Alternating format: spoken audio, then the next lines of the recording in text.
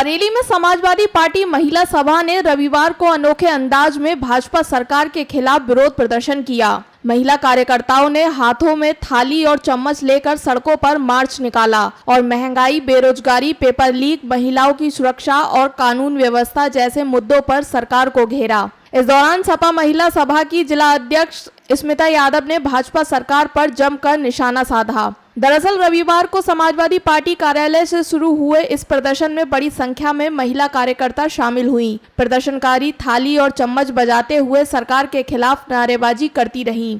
सपा महिला सभा की जिला अध्यक्ष स्मिता यादव ने कहा कि कोरोना काल में जनता से थाली बजाने की अपील की गई थी। उन्होंने तंज कसते हुए कहा कि अगर थाली बजाने से महामारी खत्म हो सकती है तो शायद भ्रष्टाचार, बेरोजगारी, पेपर लीक और महिलाओं के खिलाफ बढ़ते अपराध भी खत्म हो जाएं। उन्होंने आरोप लगाया कि युवाओं का भविष्य लगातार पेपर लीक की घटनाओं से प्रभावित हो रहा है और सरकार इन मुद्दों पर गंभीर नहीं है।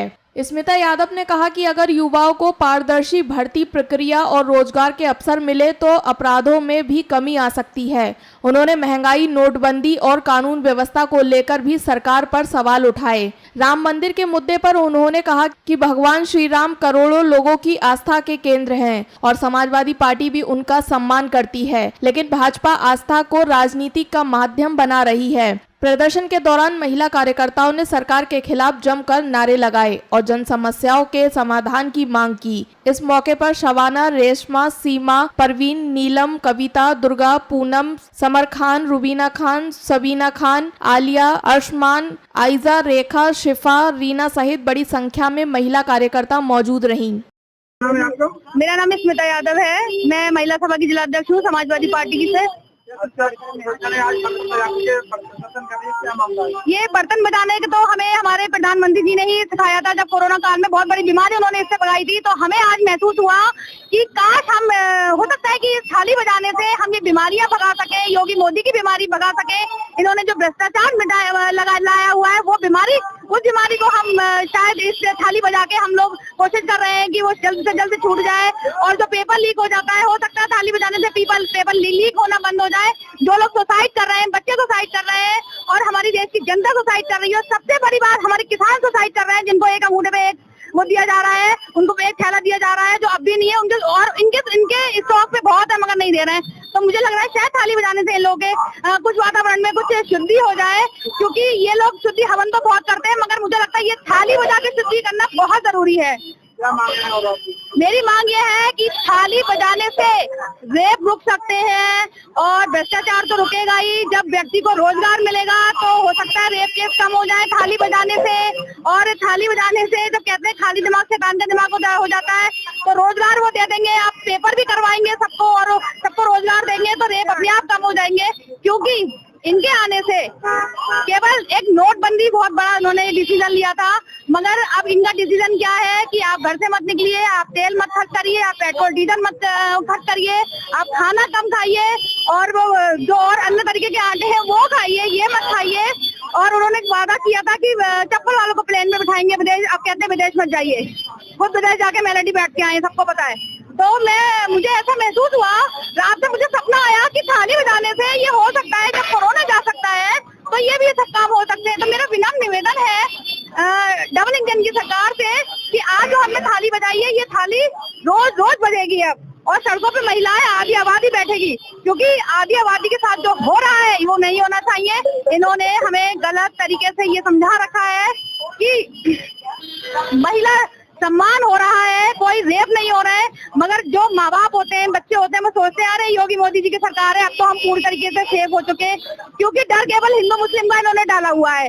क्योंकि अब क्या हो रहा है, बच्चे जब ऑटो में बैठ के या निकल जाते हैं तो उनके संग क्या हो रहा है ये सभी देख रहे हैं कि एक नहीं हजारों लोग उनके संग रेप कर जाते हैं। उसके बाद चाहे आप फांसी दीजिए, चाहे उनको काटिए, उससे कोई फर्क नहीं पड़ता। जिस घर का बच्चा जाता है वही जानता है। जिसका पेपर लीक हुआ, उन बच्चों ने सुसाइड कर लिया, उसका जिम्मेदार कौन है? क्या थाली बजाने से ये सही हो सकता है कि नहीं हो सकता है? मैं पूछना चाहती हूँ आज की सरकार से और उन अनवक्तों से भी जो ये कहते हैं कि अब हमें यहाँ पे बहुत आराम है। 70 साल से उनकी जो हिंदुत्व था वो खतरे में नहीं था। हम सब हिंदू हैं, ईश्वर को मानते हैं, मगर इस तरीके से कि छोटे छोटे बच्चों के संग रेप हो रहे हैं, महिलाओं के संग रेप हो रहे हैं। 100 नंबर की गाड़ियां जो भैया ने चलवाई थी, केवल उनको 112 पे लाके खड़ा कर दिया गया है। और उसपे जो पुताई लिपाई का जो खर्चा था, काश वो महिला की शिक्षा पर दे देते, चिकित्सा पे दे देते तो बहुत उद्धार हो जाता। राम मंदिर को लेकर क्या कहते हैं? राम मंदिर पे तो मुझे हंसी आ रही है। ये लोग हम लोगों से कहते हैं कि आप दर्शन करने नहीं गए। हमें तो लगता है कि हमारे पुराने समय से ही राम राम हम लोग बोलते आए हैं और हम हमारे हर घर में राम जी होते हैं। और पहले तो मैं देखती थी कि राम दरबार होता ही नहीं था घरों में, केवल मन में ही राम राम होते थे। तो मैं तो उनको दिल से ही, और हमारे जितने हैं सब दिल से ही याद करते हैं। और कहीं ना कहीं कोई ना कोई एक तो शक्ति ऐसी है जो हम सबको चला रही है। मगर उन्होंने जैसा कहा कि राम को वो लाए हैं, वो लाए थे ना राम को, इसलिए उस राम जी के मंदिर में चोरी हो गई। वो जो राम जी है ना, उन्होंने वहाँ से उन्हें खदेड़ दिया, इसलिए क्योंकि हम उस राम पे विश्वास करते हैं, इनके बनाए हुए राम पे विश्वास नहीं करते हैं। राष्ट्रीय अध्यक्ष जी के लिए उषा यादव, मैं ये धन्यवाद करना चाहूंगी अपने माननीय राष्ट्रीय अध्यक्ष जी का, जो उन्होंने चोरी का केस खोला और हम सबको जागरूक किया। इसी के साथ मैं कुछ नहीं कहूंगी, हमें बहुत अच्छा लगा। क्या नाम है आपका? एडवोकेट हुरिया रहमान। आज मुझे जिला उपाध्यक्ष पद से मनोनीत किया। मैं महंगाई को लेके कहना चाहती हूँ, जिस तरीके से आप महंगाई देख रहे हैं और जिस तरीके से आप देख रहे हैं अभी 13 वर्षीय लड़की का जो रेप हुआ है, आप इसको क्या कहेंगे? अभी कहीं और कोई और रेप करता है तो तुरंत उस पर सजा है, लेकिन इन लोगों ने 32 लोगों ने उस बच्ची का रेप किया तो उसका कोई सजा नहीं है। आज हम लोगों ने अपने अध्यक्ष जी की नेतृत्व में जो ये आंदोलन निकाला है और इतनी बड़ी संख्या में जो आपको महिलाएं दिख रही है, ये एक तरीके से आधी आबादी है।